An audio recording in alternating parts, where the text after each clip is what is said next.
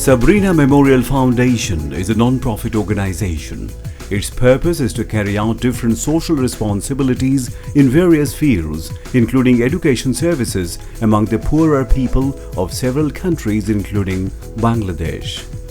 The organization is being operated with the help of zakat and other donations. Sabrina Memorial Foundation works to improve the livelihoods of women and children of poor families in the villages. Sabrina Memorial Foundation has established a primary and secondary school at Jabusha near Khulna.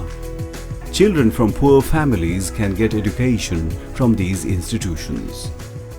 Not only in the rural areas of the country, but in the capital city of Dhaka, to provide the light of education to working children, Sabrina Memorial Foundation has taken charge of the poorest children of Bir Mukti Jodha Mesbauddin Sabu Night School in Motijhil.